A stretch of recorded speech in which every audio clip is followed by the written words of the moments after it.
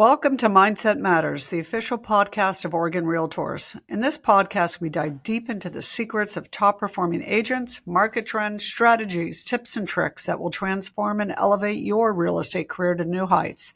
Follow or subscribe today and stay tuned for a podcast that's not just about real estate, it's about mastering the mindset for success. Hey everyone, I'm Jenny Pakula, CEO of the Oregon Realtors, and welcome to the Mindset Matters podcast. Today we have a very well-respected repeat podcast guest, Noah Blanton, president of WFG National Title here in Oregon. He brings more than 26 years of experience in transactional real estate and really has his finger on the industry's financial and operational landscape. He brings sharp insight into the housing market, interest rates, and what's driving economic trends both locally and across the country. If you've been wondering what's next for buyers, sellers, and just the economy in general, this is the episode for you. Welcome, Noah. Thank you for being here today. Thank you, Jenny. It's nice to be invited. And it's great to see you. Can you tell our listeners a little bit about yourself, what you do exactly, how you got here, all the stuff, just a little personal? Yeah, quickly, as you mentioned, I've been doing this for about 26 years now, and I started like many of us did at the bottom in customer service and worked my way up The bottom of what? of our industry at the title insurance and Got it. and not the bottom. That's the I wrong know what word. you meant. Entry level. I began at the spot you would, the natural place, and worked my way up and closed for a number of years and through a series of events was very fortunate to be able to lead WFG's operations here in Oregon. And so that's what I do now is oversee our operation, our direct operation here. And this is our home market. So it's where our company started. And we're a 50 state underwriter now. And a lot has happened in the last 15 years. I'm really Told what's happened. yeah, a couple What's things. going on in the industry? So you started entry level, worked your way up to president, and what did you do in between all there? So in between, I worked in sales and I closed for quite a number of years and closed through the kind of run up to '08. I got into leadership and management in '08. That was a great time to get in. And then Sink your teeth in. learn on the job. So that was great. Open some branches for the company, manage branches, and sort of work your way up. And done multi-state management in the industry, and so just kind of after they realized they didn't want me closing anymore, so they promoted me out of that. So this guy's a risk. Let's get it. So it wasn't necessarily congratulations. It might have been a condolences for Maybe, your promotion. maybe, Well, yeah, you've seen a lot of market changes. You're well equipped to lead the company. So let's get into the nitty gritty in the market and the industry. What's happening in the real estate market these days? We can start either Oregon, nationally, specific yeah. markets within Oregon, whatever you think. Yeah. I mean, of course, there's a lot happening, and so if we work our way maybe from the top down and said nationally, I think it's important for us, for any of us that went through the '08 cycle and, the reverberation of that, for the next, 8 to 12 years. And we could even argue that that cycle is still influencing the one that we're in. I think that nationally, we've gone through obviously a very acute cycle. We drove interest rates down. We pulled demand into the future. We did a lot of transactions. We drove up prices. We all understand and know that that's the case. And I think the other side of that is the process we're going through now, which is 800,000 to 1.2 million fewer transactions per year. Not because there isn't desire, there is, and I think that's a key point. Is everyone still wants to own a home? That's still the goal. It's still the dream. I want my children to own a home. Everyone wants that. Desire does not equal ability. And we pull also a lot of desire into the present in 21 and 22 and 20. And so I would say that it's a fairly natural cycle. And now we have enough time behind us to be able to observe that. And um, It seems like such an interesting market shift. And from some perspectives, it seems like it happened fast. We didn't have enough inventory. Interest rates were low. Prices were super high. Now there's plenty of, well, I don't know, plenty might be a stretch, but more inventory. It's just harder to get into a home because of the affordability and interest rates, right? So homes are sitting longer. Is that why? Yeah. Some are sitting longer, and it depends on where you're at. And so the market, I think, across this is where we got to get it down to the local, because now if you start to, look at markets across the country, some of them we would say are losing value. Some are not, and then you got to get into, if you're in a condo in Florida on the coast, that's a completely different market, and that might be the headline story, but overall, probably not the story. I would say this about this cycle: the inputs to the last cycle, the '05 up to '08 cycle, were uh, very toxic loans, low down payments, poorly qualified borrowers, uh, and a new product, the securitization of mortgages on a mass scale. And so the output was lots of extra inventory and falling prices. The inputs to this cycle were the exact opposite: high quality buyers, good credit scores, big down payments or larger down payments, fixed low rate long term mortgages.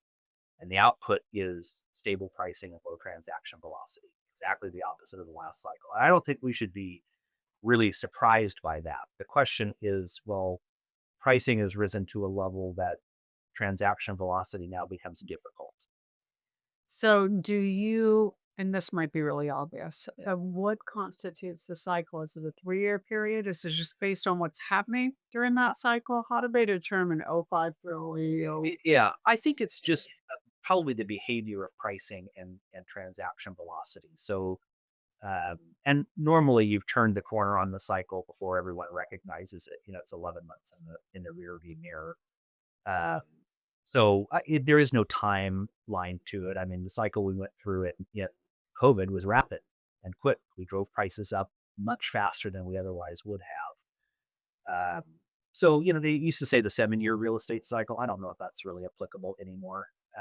But that also tended to track the amount of time people used to spend in their homes. That's now lengthening. First time home ownership, the age group is Is that because you can't find anything else to buy at a reasonable price? it could be. I mean, it very well could be. We have all sorts of new incentives in our marketplace now. And this sort of speaks, and maybe we'll get into this, but the broader economy is, we also have two classes of people in the economy today: those that did fix their largest monthly expense at a low rate over a long period of time, and those that did not. And from a consumer standpoint, one of the things that I think is interesting is the consumer went through a huge deleveraging of debt in the '08 cycle, and that was painful, and it took a while. We went through another pretty significant deleveraging during COVID, where everyone lowered their monthly expense. Not everyone, but those that could and owned real estate did. And yeah, I think it speaks to why the consumer is so healthy, because many of them lopped off hundreds of dollars a month on their payment. And so it was easier for them to absorb inflation when it came. But I do think you have those two. The experience in the market is very different. If you own a home and you have a low fixed rate, your experience is very different than if you want to own a home and you want to own your first home.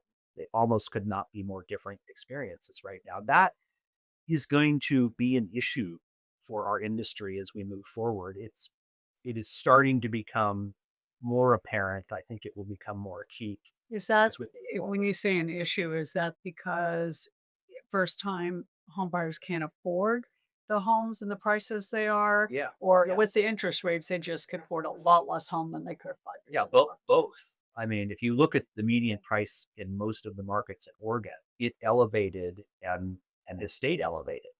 And it's, I think, stayed elevated because sellers have optionality, and their option is, I can stay here in a low, Mhm. fixed So what do you think rate. will help?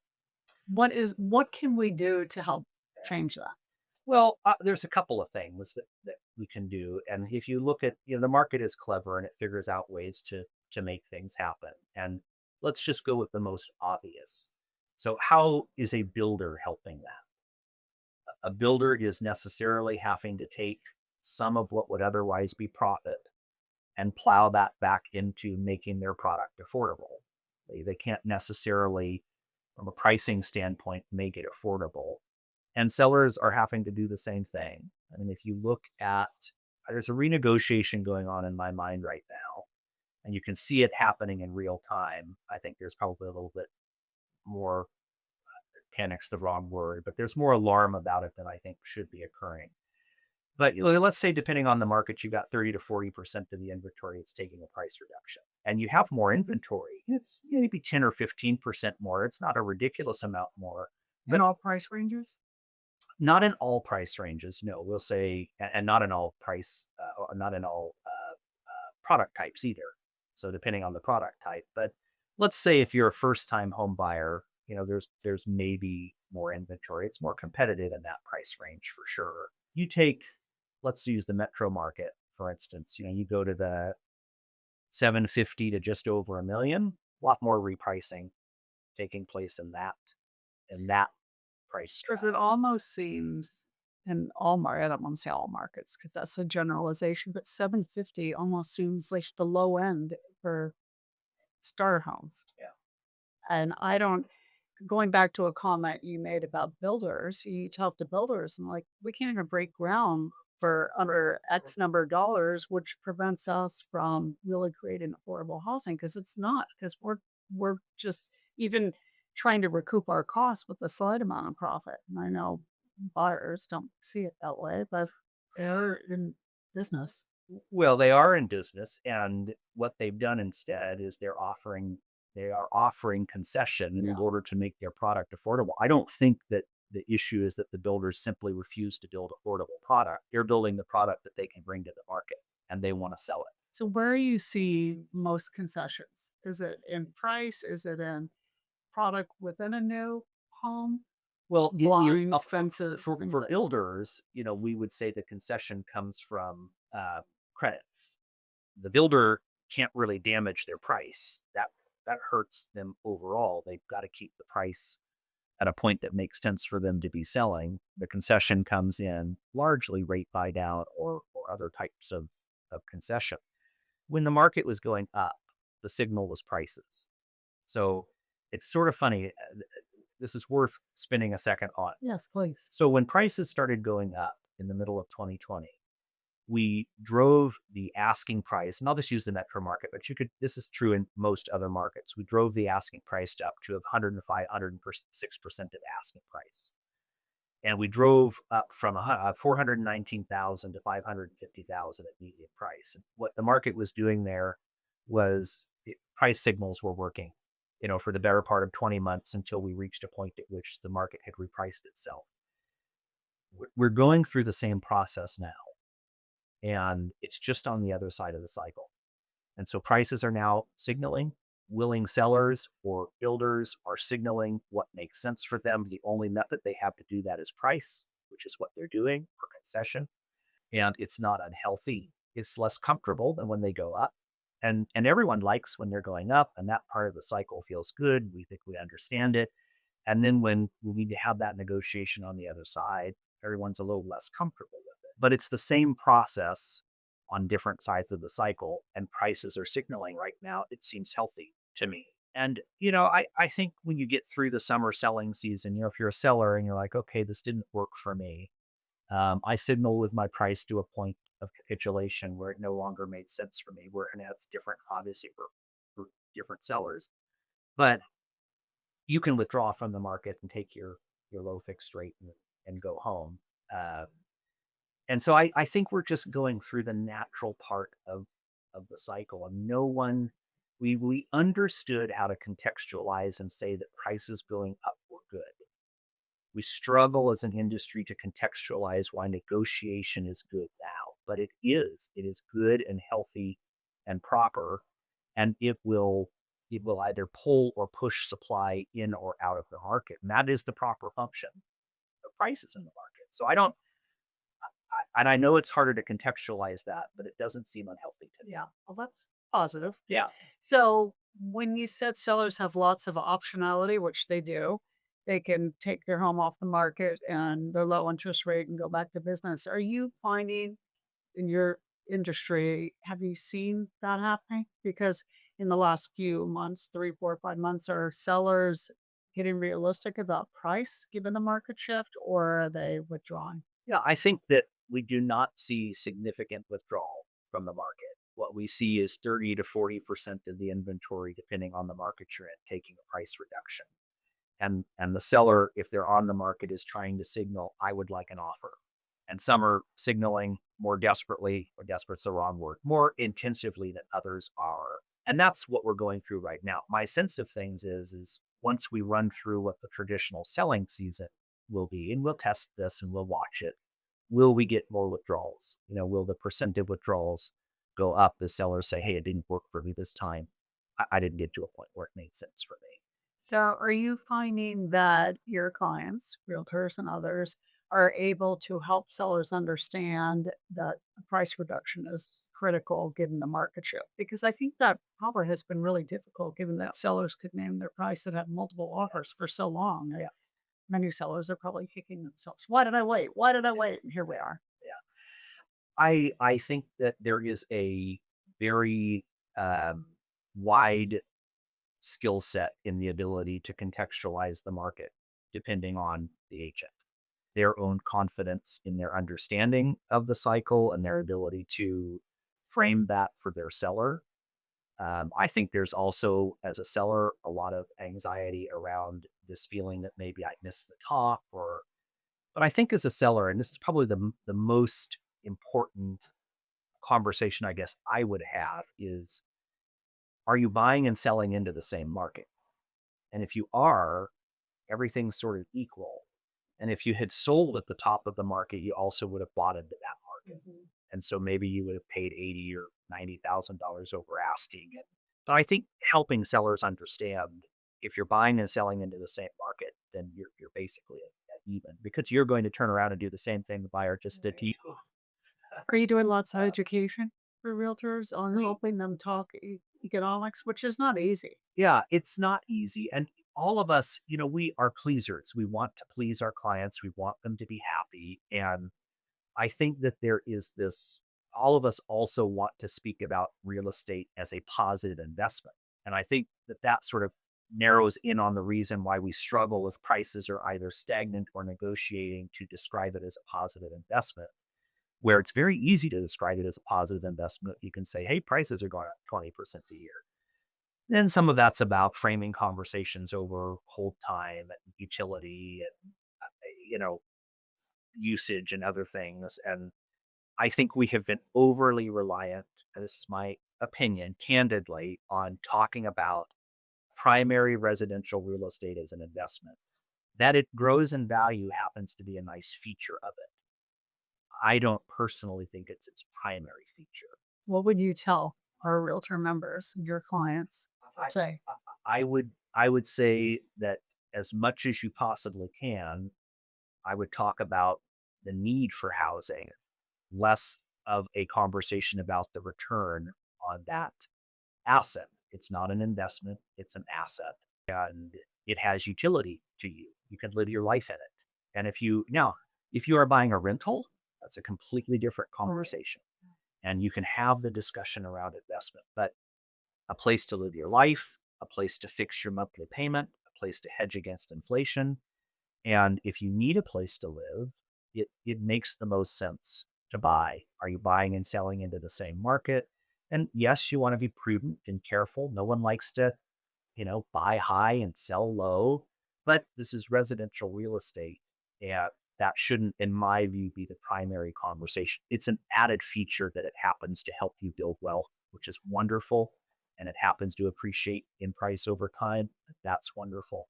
But if your horizon is 12 months, you know, maybe not so much. Right. And I think as a realtor, from the standpoint of how to talk about it, there's some other ways to talk about it and move away from. As an industry, we really banged on about it being an investment. The financial return. Right. So more of the emotional Yeah. aspect of homeownership, Yeah. which is all true. That's an important component, but it competes with the dollar. There's few, I think, unhappy people today in the home they bought in 2021. They're happy, I think. They're living their life. They have a low fixed rate. And today, what you're probably going to get is a better price, depending on the price point that you're at, you're probably going to get a little better price. So what's happening in markets since COVID? We know when COVID happened, people didn't have to go into the office. They left living downtown. They wanted space. What's happening to downtown markets? Not just Portland, but Yeah. maybe throughout Yeah. the state. I know it's different. Yeah. I around mean, the state. throughout the state, I think the country, the most of the core urban areas, it's not a question of whether, and very few of them have fully recovered back to COVID normals. The real question is, and I think how Oregon and our metro market should measure themselves is, are we recovering at least the median of the rest of the markets across the country? Urban cores were certainly damaged, and there is some I think the pendulum swings one way and the other. Oregon might have had a little bit worse time because we were already we were in the top 3 work from home states in the country to begin with. So culturally, I think we already had that as part of our work life experience. You mean before COVID or once COVID? Before, yeah, before we were already one of the higher work from home states. Yeah, so culturally, if that was part of what we were already doing, we just probably did a little bit more of it and have been a little bit slower to return to that. And our urban cores have not helped that. I mean, they've not done a good job at making them safe, welcoming, attractive spaces in many cases. Is that standard across the country or more? Is Portland a little more prone to that description than other? I think if you measure, different metrics, crime statistics and vacancy rates and things of that nature, Oregon's worse. I mean, our metro area is worse. Worse than San Francisco, Seattle, other big. Yeah, and those aren't great, but we're probably a little So still. what's it going to take to recover? I think that if you look at Portland, let's just take Portland as a for instance, and we have this really wonderful recent example of Big Pink selling, and what it will take. Tell the viewers what Big Pink is. Yeah, so Big Pink is the largest office building in downtown Portland. It's sort of, we'll call it symbolic of office space downtown, and also happens to be in an area that has experienced a significant amount of the issues that are inherent in Portland. So it's a really good symbol as the largest, tower. Montgomery Park was larger in terms of actual space, but it's a very prominent tower in downtown Portland. And the same thing as in any other market is what it's going to take is pricing. I mean, prices will signal to a point where investment comes back, and we'll need some help, obviously. And I think that the municipal leaders are maybe getting there, but probably too little too late. But they have done some good things. Some of the zoning changes, waiver of SDCs. In fact, the bill that just passed is actually probably a positive for Oregon. It's a positive for high tax states in general because of the SALT deductions that returned. Can you give a summary? That's in part of the big, beautiful bill. Yeah. What is a summary of how your SALT adjustment will impact Oregon? I know some of the other large high income blue states are Yeah. And so it allows Oregonians to deduct up to $40,000 of state and local tax, which is especially helpful to those states that have high burdens of taxes. So it's all not just property taxes, but your income tax, or is the whole schmear at the state local level? Up to 40,000. And I think, don't quote me on this, but I think the previous was like 10. Yes. Well, I do know. Yeah. So that may help offset some of the decisioning around Multnomah County, specifically leaving Multnomah County, not leaving Multnomah County. Does that tax deduction, depending on your tax bracket, make it more palatable for you to stay? There's been some conversation around the absolute tax burden in Multnomah County specifically and how high it is relative to other counties of the country and its proximity to an alternative in Clark County. So I think that will probably be a positive for Oregon and other high tax states. So as a result of the tax burdens now, is inventory, and I guess metro population, there's more people. So inventory availability is the highest in the Portland market. Isn't that true? Yeah, Relative to other markets. it is. It is, but here's the interesting thing about inventory is it is essentially today at 2019 levels. So in most of the metro markets across the state, they have just now recovered. What you're really seeing is recovery back to what we would have considered normal. Does it feel normal to us? No. Because of the prices and the interest rates, or it's just I think it's I well, I mean, I think we would speculate on that. I think only two reasons. One, sellers have come back to the market. Let's call it in 10-15% more sellers are coming to the market for whatever reason. now. Now than they did last year.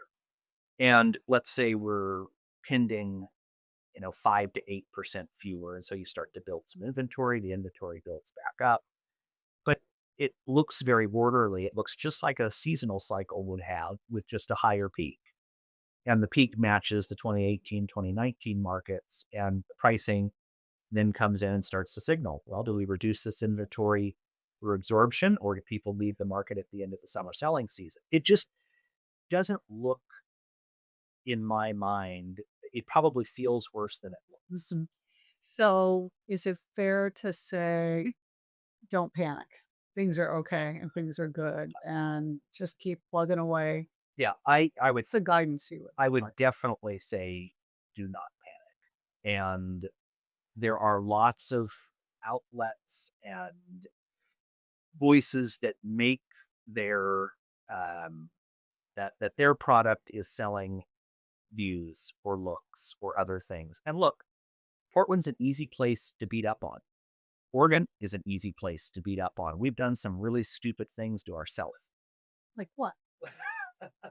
Since you opened the door, Yeah. Like the regulatory burden to build, like the tax burden on individuals, like statewide rent control, like our cap tax that went into effect in 2019, right before COVID, which probably would have had a knock-on effect anyways. Cap tax being essentially a gross receipts tax for doing business in the state of Oregon. It's commercial activity tax that you pay as a business in certain categories, whether you make money or not. These are things that we've done to ourselves. Well, I've said many times before, Oregonians and those in Portland, as it relates to social issues specifically, are generous, kind-hearted people that have been willing to vote taxes on themselves to fix the problems that they see. And one of those things has happened. They voted taxes on themselves. There just isn't, I think, the promise of, well, how come the problem that we... it's the unintended consequences that no one thinks about. Yeah. So, of the things you mentioned, they're not fatal. If No. we can get our elected officials to see that a little reversal of a few things could help improve the I production and the reality of living in Oregon. And reality. And so let's go back and finish the conversation about Big Pink. So what helps? Pricing helps. Big Pink just sold for an 88% discount over its 2015 price. 88%. 88% discount. That seems pretty high. It sold for $372 million in 2015, I think, or 17. Would have to fact check me on that. And it just sold for $45 million. That's significant. Yeah. But let's talk about what that means then. So now we've set a ceiling for prices that's 88% below the peak for office space. This is a premier office building. This isn't a gumpy little office building that, sold at a discount. This is a symbol of Portland that's repricing itself to say what, and the owners have been very clear about what their intention is. It is to slash rental rates to get to a point, because their cost basis is $45 million now, not $372. They can afford then to use prices to draw people back. And this is the And still make some money. and still make some money. This is the magic of prices. What had to happen in order for that to occur? The group that owned it had to take the loss. And this is the process. So when they bought it, when did it close? I think it was this current sale. Yeah, I think it closed a week or two ago. It was 2 months after it came to the What market. was the vacancy when they bought it? I would have to go back and look. I want to say it's as much as 50%. Yeah, I think there's some significant vacancy, and it may also be that there's some planned vacancy. I know U.S. Bank was moving out of the building, a large tenant, and they have also, the owners have also, and these are local people and people that have a connection to Oregon, which I think is important, and the city. And so they are good stewards, I think, of the building, and they want to see it do well and recover. They talked about making some investments in the building. And these are the individuals that I think will work with city leaders and help them understand what it is that they need in order to create a thriving urban core, which, whether you like the urban core or even frequent it or not, it still is necessary. Yeah. You do need it. Well, if you can pick up a building like the Big Pink at an 88% discount, you're just about guaranteed to make some money because it's such a large building. I mean, I know you have a lot of cleanup to do outside. Some people want to come, but you can offer rental rates. It's substantially less Right. than what would be typical on an urban core. So, Well, and so what then has to happen in the city as a whole from a pricing perspective? What's the new, floor for rental rents? And once they start doing that, it will force the city to reprice. yeah. Or it may have some impact on that repricing that goes on. So, and I'm speculating here, but was it positive to see the building sell to someone who will be a good steward of the building? Yes. If I am a competing building, I am not feeling really good about it, right? For those owners, they're looking and saying, wait a second, this is my new competition. And the battle will be had around pricing. And this is the beauty of pricing, is that it will fix the issue, and there will be winners and losers on each side of that. But So overall, it will help the whole urban core because all building owners and property managers would really have to look at what they offer their tenants, the prices, and just making sure it's aesthetically pleasing to have outside. Yep. Yeah. Yeah. So, what would be some final tips you would give our members as they embark? And we're in the middle of the summer selling season and Yeah. leading into the fall. What do you envision for interest rates, for the whole schmear, all the things that are important? Yeah, I mean, big question on interest rates. And let's say that, a lot has happened in the last 3 weeks as it relates to interest rates. The big beautiful bill passed. We don't fully, I think, have know exactly what that's going to mean. That will work itself out and have its influence on interest rates. Here's what I would say about interest rates. I'll just comment on this real quickly. The low in the last 24 months for interest rates was September of last year, when you could have gotten a fixed rate under 6%.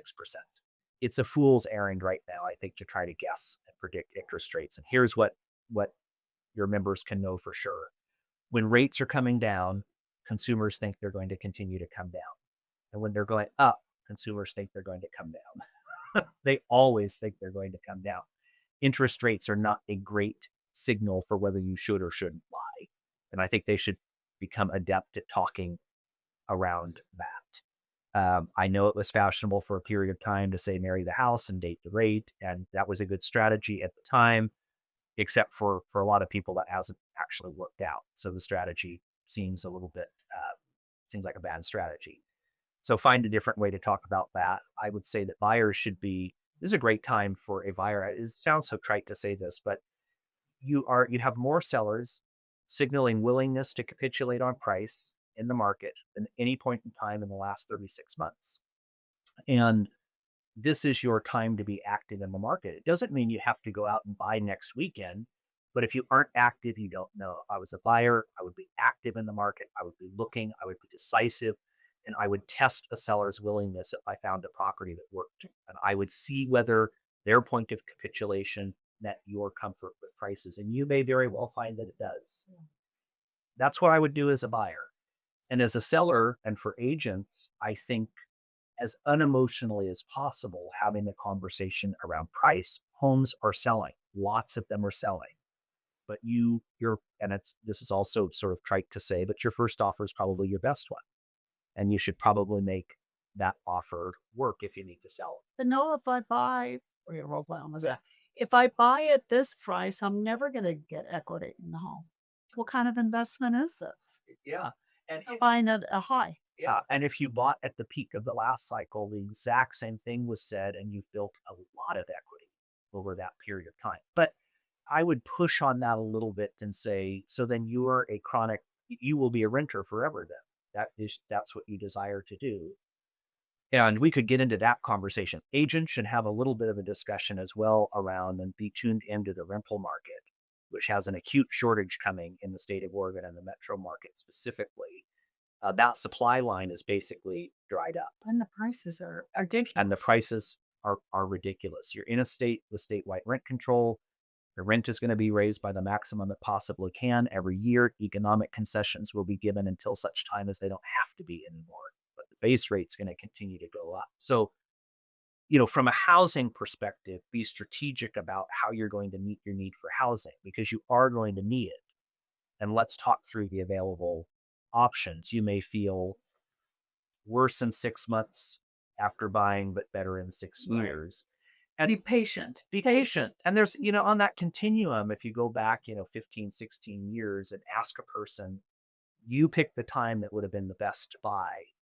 It's not a possibility. Right. And if they can help relieve some of that anxiety and return a buyer or a seller to the joy of a move and the joy of the exciting things that happen when you are either acquiring or divesting of real estate and all of the normally really positive things that are happening in life at that time, it's probably the better focus in my mind. So if you're looking for a home, don't wait for the magic bullet. Find what works for your price range and buy now. Yeah. And again, not today, this weekend, maybe this weekend, but yeah, I know it seems trite to say that, but it's historically always been true because you need a place to live. Yes. It's back to the emotional part. And the financial will come. Yep. Yeah. Well, Noah, thank you so much for sharing your wisdom and expertise with our members. It's always so great to hear what you have to say, and our market so well. And thank you for being here, and we'll look forward to having you back. Thanks for inviting me. Appreciate it. Thank you.